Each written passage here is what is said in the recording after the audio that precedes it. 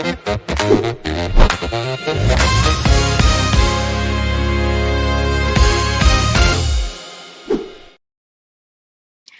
Sobat LPA, selamat datang di podcast Ruang Cerita. Di podcast ini kita akan ngobrol santai tentang isu, pengalaman, dan juga cerita menarik dari berbagai narasumber. Nah, di podcast kali ini kita sudah kedatangan Mbak Hani Sofia. Halo Mbak Hani. Halo Asri. Iya, Mbak Hani ini merupakan kepala redaksi Desk Ekonomi di Antara dan juga sebagai pengajar di LPA. Nah, sebelum kita lanjut ke topik pembahasan kita hari ini, kita kenalan lebih lanjut dulu yuk tentang Mbak Hani. Mbak Hani kalau boleh tahu nih, berkarir sebagai wartawan nih udah berapa lama sih? Dan juga biasanya ngeliput di bidang apa? Aku belum tahu nih, belum kenal sama Mbak Hani. Baik, Asri dan Sobat LPA, saya sudah menjadi wartawan mungkin dari sejak sebelum Asri lahir ya. Wah, Sekitar tahun 2006 saya masuk Antara, bersama dengan teman-teman melalui Susdape, waktu itu Susdape 14 ya, angkatan itu per angkatan gitu. Jadi kita menyebutnya Kursus Dasar Pewarta dari tahun 2026 sampai sekarang berarti sudah 20 tahun ya. wah, Dan selama 20 tahun itu liputannya sudah berbagai macam beat ya, berbagai macam desk gitu. Dan terlama saya pikir ini ya, liputan Istana Kepresidenan gitu. Jadi dari tahun 2015 ketika Presiden Jokowi naik sampai dengan tahun 2021, 2022 ketika kemudian saya eh, di mendapatkan amanah untuk menjadi kepala unit radar viral dan JEX gitu. Jadi itu unit yang menghandle terkait dengan sosial media Antara dan juga anti hoax gitu. Dan udah kemudian tahun 2022 sampai sekarang di Des Ekonomi. Begitu Astri. udah lama banget ya, Sudah, udah alhamdulillah sudah. iya, udah lama banget. Nah, Mm. awal mula berkarir nih, apa sih yang memotivasi Mbak Hani sampai akhirnya berkarir di jurnalistik? Jurnalistik ya. Jadi eh, karena barangkali memang kesukaan saya yang suka bepergian ya. Jadi saya suka banget pergi-pergi gitu, suka banget jalan kemana gitu. Jadi dengan menjadi wartawan saya pikir apa namanya hobi itu bisa eh, ter apa namanya tersalurkan gitu. Terrealisasi Dan juga ya, ternyata Mbak. memang benar gitu. Ih, Gitu. berarti seru juga ya bekerja sambil menjalankan hobi ya, Mbak, ya? Somehow iya, tapi ada kalanya ketika kita sudah punya keluarga ya, kebetulan saya sudah punya anak, itu ada kalanya ketika kita merasa ada satu perasaan bersalah ketika kita terlampau lama meninggalkan Oh. keluarga dan anak-anak, gitu sih. Oh, alah. Nah, Begitu.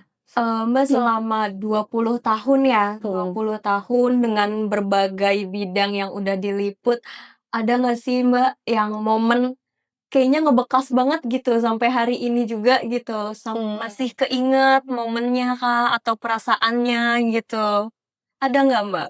Eh, bingung ya saya ketika ditanya momen yang berkesan gitu. Barangkali ada hal-hal yang kalau di bidang ekonomi itu saya paling berkesannya adalah ketika saya menulis berita atas ketidaktahuan saya ternyata itu bisa menurunkan harga saham gitu kan. Oh. Ya karena kita masih belum paham meliput sebuah perbankan dengan peristilahan yang keliru ternyata itu mempengaruhi harga saham bank itu gitu. Dan which is itu apa ya, tidak baik gitu ya. Harusnya kan kita belajar untuk melakukan cek dan recheck dan konfirmasi lagi atas apa yang akan kita tulis dan kita siarkan dan itu memberikan saya pelajaran. Itu saya ingat banget ketika itu saya diminta meliput perbankan karena ketidakpahaman saya sehingga ada peristilahan yang kemudian saya tulis begitu saja dan ternyata berita itu siar dikutip di mana-mana Pada akhirnya kemudian berita itu membuat harga saham bank tersebut turun drastis gitu Emang, dan apa yang keluar itu, apa yang betul, disiarkan mhm, sangat berdampak sangat ya. berdampak dan itu Iya, pelajaran kita bahwa kita harus memang ketika kita menulis kita memang benar-benar harus mempertanggungjawabkan apa yang bisa mempertanggungjawabkan apa yang kita tulis dan yang tidak kalah menarik adalah liputan kepresidenan ya buat saya. Liputan kepresidenan itu adalah sebuah liputan yang memang khusus, yang memang saya bilang itu adalah kesempatan yang istimewa gitu ya, yang diberikan antara kepada saya selama 7 7 hampir 8 tahun gitu saya meliput di kepresidenan dan ada begitu banyak pengalaman yang saya dapatkan di sana. Salah satunya adalah ketika saya bahkan tidak punya waktu untuk pulang gitu ya. Jadi, kita tahu ketika zamannya Presiden Jokowi itu suka sekali pergi-pergi kan ya, suka sekali mhm, ke lapangan, apalagi ketika peralihan antara ketika, eee, mau mencalonkan diri lagi itu tahun 2019 itu kampanye iya. dalam satu hari itu berapa kota, berapa provinsi, berapa kota. Jadi saya cuma nuker koper aja di bandara. Suami Iya, saya udah nganterin koper yang baru karena kita saking sedikitnya orang ya. mhm. 5 orang itu kurang gitu. 5 orang dari antara yang bertugas di istana itu kurang untuk bergantian rolling. Jadi Iya. memang kita, hektik sekali dan liputannya itu, tidak bisa dibayangkan ketika kita meliput di istana itu adalah karpet merah, enggak. Kita lari-larian, dibentak-bentak sama pas pampres gitu tuh udah biasa gitu. Karena Begitu. mau liput Iya, berita karena tapi ditahan iya, sama pas benar benar. pampresnya. Mereka tuh harus cepat cepat cepat cepat Mhm gitu mhm. dan kesempatan untuk tidak banyak orang yang punya kesempatan untuk misal Eee, ikut serta dalam pesawat kepresidenan, Mhm. kemudian ikut serta dalam sebuah momen-momen penting yang kita bahkan tahu behind behind the scene segala sesuatu, segala kebijakan gitu sebelum presiden naik naik, podium untuk menyampaikan pernyataan yang penting, kami sudah tahu duluan apa yang terjadi di belakang itu gitu, apa yang sedang dipersiapkan gitu.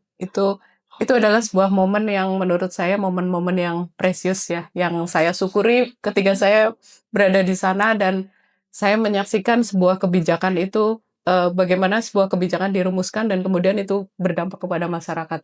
Itu sih, gitu. Itu memberikan pelajaran yang sangat berharga. Begitu Wah, Astri.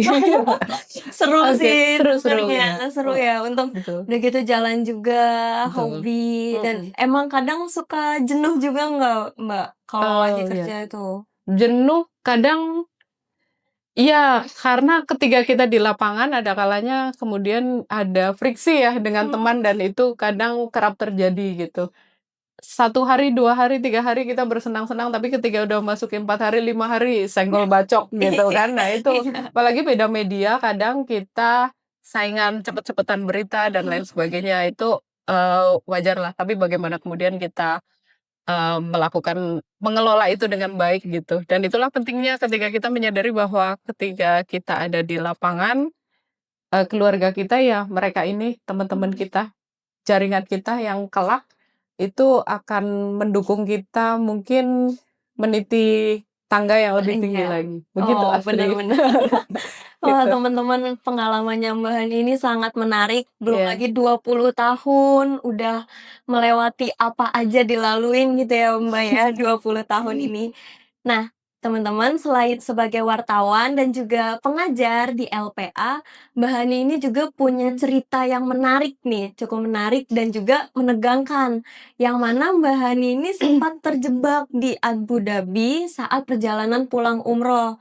Nah, terjebaknya ini karena, dampak dari konflik yang memanas di Timur Tengah.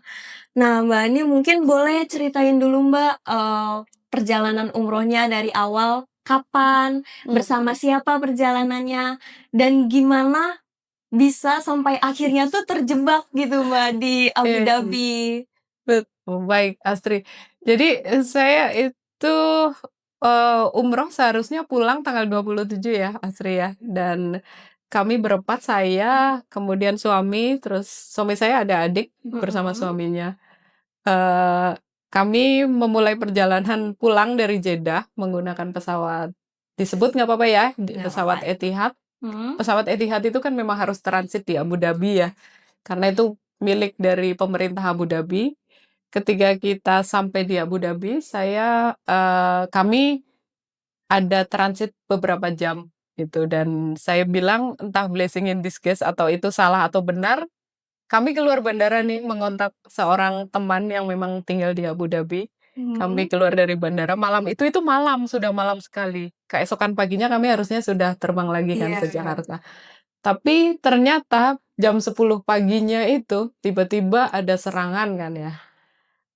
AS Israel menyerang Iran, kemudian Irannya ada serangan balasan. Dan serangan balasannya itu salah satunya menyasar UAE.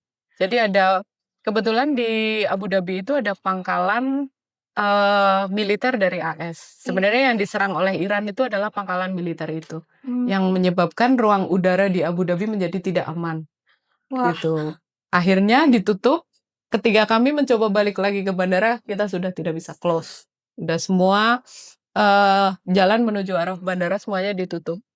Kami mendengar ada beberapa teman-teman yang memang terjebak di bandara itu, mereka mendengar beberapa kali dentuman dan ada, memang rudal yang di-intercept dan serpihannya jatuh mengenai atap, dan ada yang kebetulan yang berada di dekat jendela kena pecahan kaca, dan ada korban juga yang meninggal di sana dan beberapa luka-luka.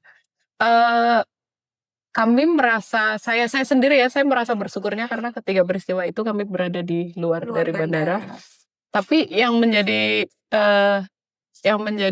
apa ya, yang menjadi saya merasa kurang, nyaman adalah ketika kita keluar dari bandara akhirnya kita tidak bisa mendapatkan fasilitas hotel ya dari maskapai maupun dari, pemerintah Abu Dhabi yang memang memberikan extension untuk hotel dan meal kepada orang yang Terdampak stranded ya, terdampak ya. stranded karena akibat penutupan ruang udara itu. Mmm. Akhirnya kami tinggal di rumah WNI itu, dan mereka memang sangat baik yang mengakomodir kami berempat.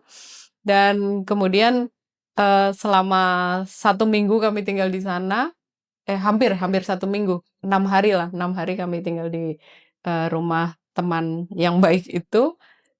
Memang merasa tidak nyaman ya, karena merasa sangat tidak enak gitu ya, dan sambil menunggu kepastian, kapan ruang udara itu dibuka Bisa, lagi iya. gitu. Seiring dengan itu, kebetulan dari, kantor kemudian mengontak saya, dan alhamdulillah ada, apa namanya, dari KBRI kemudian mengontak saya juga, bahkan dubes kemudian datang menjenguk saya juga gitu, sampai pada akhirnya kita mendapatkan fasilitas, penerbangan repatriasi dari KBRI, Oh, begitu. alhamdulillah bisa langsung Alhamdulillah, lah ya, Bu, ya. iya, Walaupun di sono tuh sempat kejebak 6 hari, Bu? 6 hari, iya, Ya ampun. mhm, Itu, di bandara, sekitaran bandara yang dijaga ketat tuh bandara aja atau di, tengah kota masyarakat gitu juga biasa eee, atau gimana, Bu, situasinya? masyarakat di Abu Dhabi itu mereka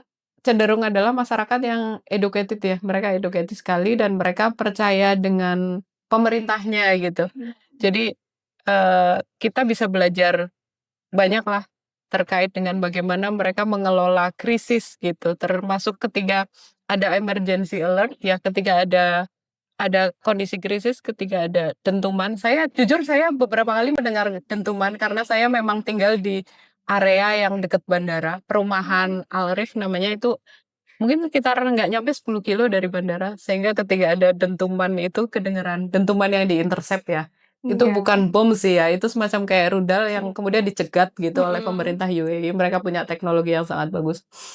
Jadi, eee, saya hampir setiap hari lah selama 6 hari itu saya mendengar suara dentuman, dan setelah dentuman itu biasanya akan ada emergency alert yang mungkin nanti bisa ditampilkan ya suaranya.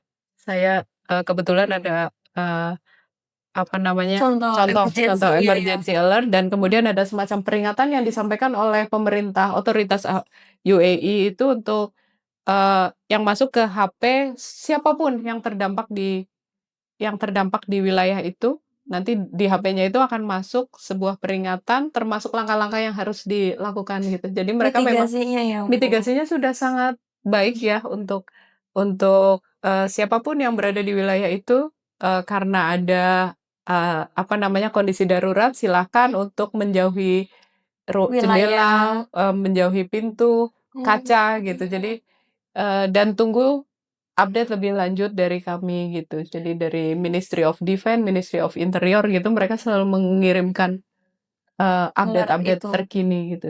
Itu Ini di pusat kota juga berarti kegiatan lumpuh, Bu? Mbak, heeh. maaf. Tidak ada yang tidak kegiatan ekonomi masyarakat tetap berjalan dengan baik, tapi di awal ketika serangan baru saja terjadi Mhm. itu, memang anak sekolah itu belajarnya di, remote learning ya. Mereka Oh, didaringkan dulu sampai awalnya tuh 4 hari, terus kemudian diperpanjang sampai 1 minggu. Itu untuk anak sekolah ya. mhm. Dan untuk orang tua yang, punya anak sekolah yang daring gitu, terutama yang perempuan, ibu-ibu gitu, itu Mmm, juga yang ibu-ibu bekerja juga boleh daring. Dan diberikan pilihan untuk apakah mau daring ataukah mau, datang berangkat ke ke kantor. kantor itu silakan gitu. Tapi ada beberapa perusahaan yang memang langsung mendaringkan gitu untuk WFH gitu. Mhm. Tapi secara keseluruhan kegiatan ekonomi tetap berjalan dengan Tetap berjalan biasa baik, aja, iya. cuman emang di handphone ada aja alertnya Iya, ya, Bu, ya? mereka mereka sangat ini ya, sangat menjaga Mmm. menjaga apa namanya, menjaga masyarakatnya dengan ini contoh Oh, iya, ketika boleh. notifikasi mengabarkan kondisi aman gitu. Jadi mereka rutin mengirimkan notifikasi-notifikasi seperti ini gitu. Ini ketika Otomatis ya, Bu, ya? iya, Otomatis ya, Mbak, ya? ini alert ketika kondisi aman gitu.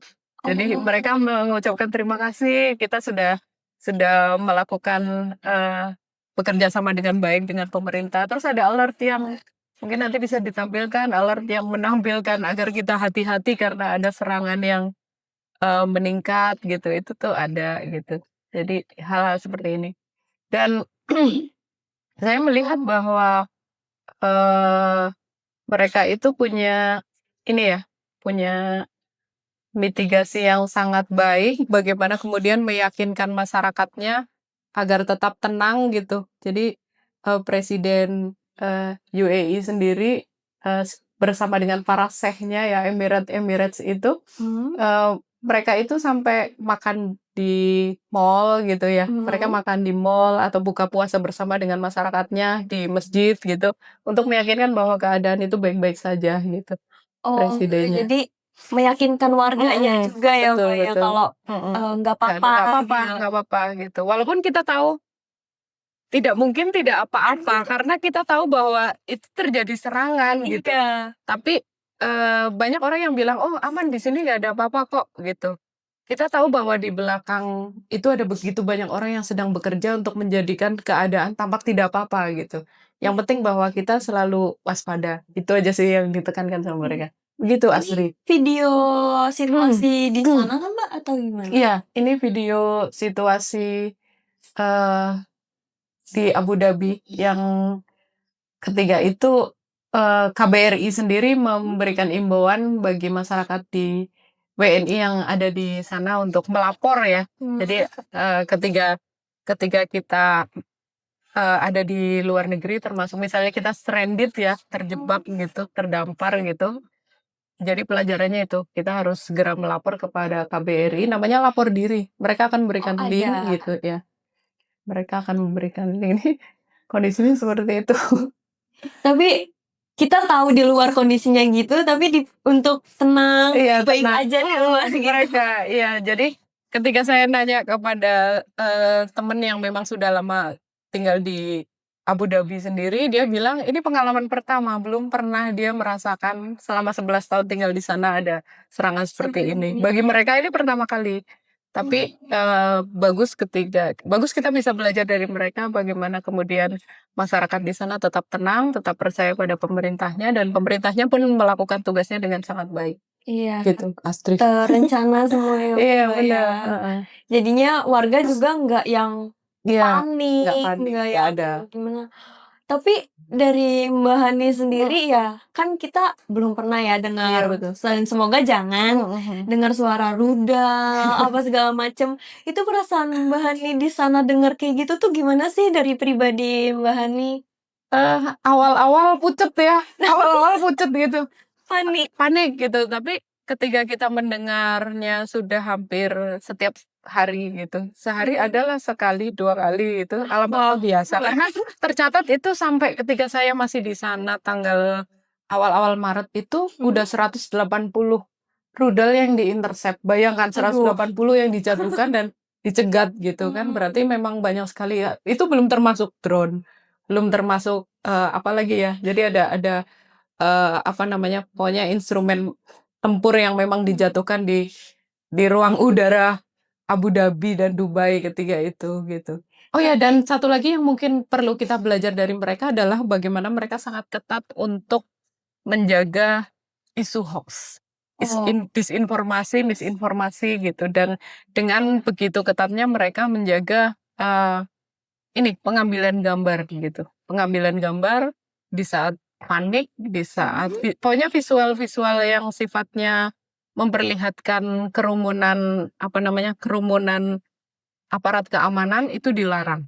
Terus kemudian visual-visual ketika kita sedang ada penyelamatan diri gitu, Iya. itu tidak boleh. Mereka sangat ketat dengan itu. Karena saya mengalami begini ya, ketika kita mau, ini ketika udah mau terbang Astrid, udah mau terbang penerbangan repatriasi itu ya, Iya. kan kita dikumpulkan ya di bandara, tiba-tiba ada serangan dong. Aduh. Jadi kemudian seluruh bandara itu nge-freeze, disuruh lari-lari ke bagian tengah, kan memang bandaranya itu terbuat dari kaca ya. Iya.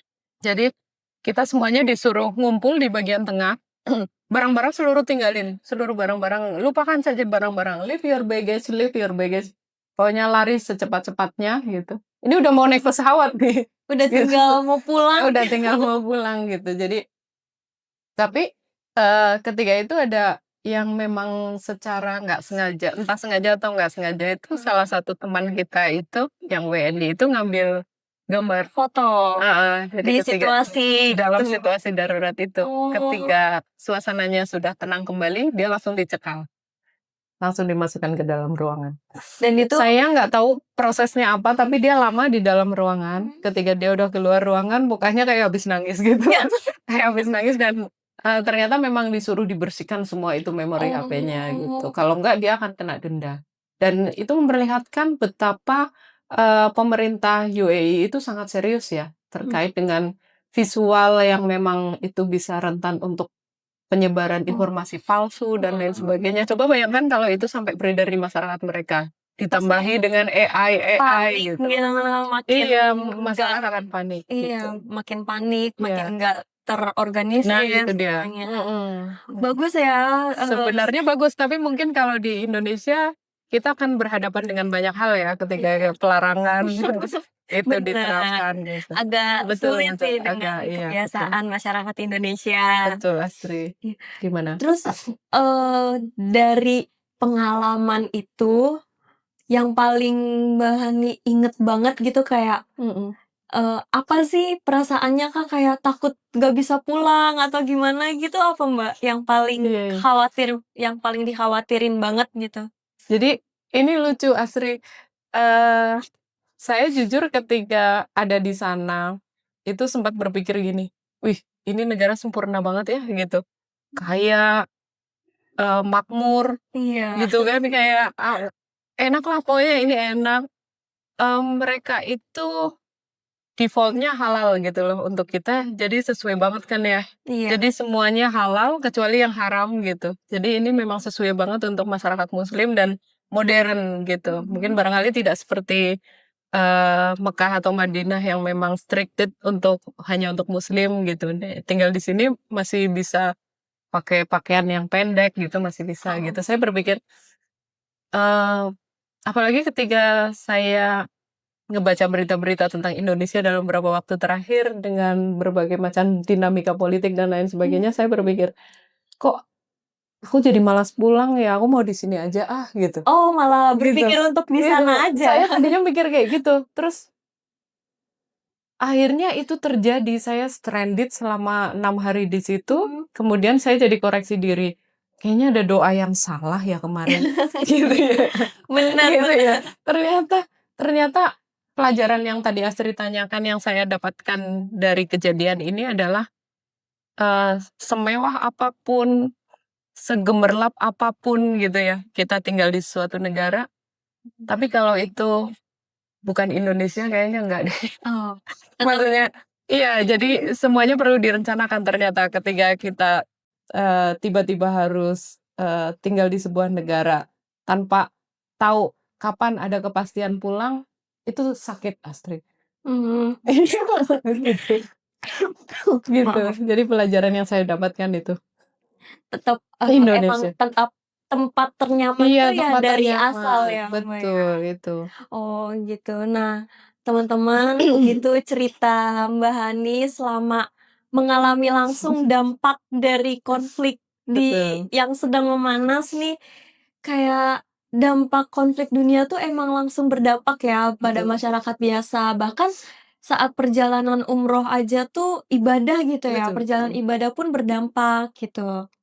Mbak Hani ada nggak pesan-pesan untuk teman-teman yang mau perjalanan ke luar negeri mhm, atau apa gitu, ada pesan nggak untuk mereka di tengah oke, konflik, baik. dunia ini?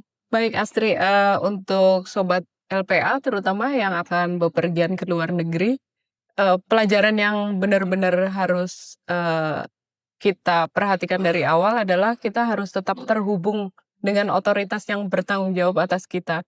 Yang pertama, ketika kita perjalanan jauh adalah, pastikan bahwa keluarga, kantor, kemudian, pokoknya siapapun yang terkait dengan kita dan bertanggung jawab atas kita itu mengetahui perjalanan kita, dan yang kedua ketika kita sudah di negara, di luar negeri, pastikan bahwa kita berkoordinasi dengan KBRI. Itu sangat penting. Itu benar-benar, yang akan, bertanggung jawab terhadap kita memperjuangkan nasib kita kalau seandainya terjadi apa-apa, itu. Jadi Mhm. Tetaplah, terkoneksi dengan semua institusi yang bertanggung jawab atas kita. Itu, Astrid. Oh, oke Mbak Hani, Iya, terima kasih dan nih yang, untuk tipsnya. tidak kalah penting adalah tetap cinta Indonesia. Tetap kembali, tetap ingat Iya, jalan pulang ya betul. Mbak.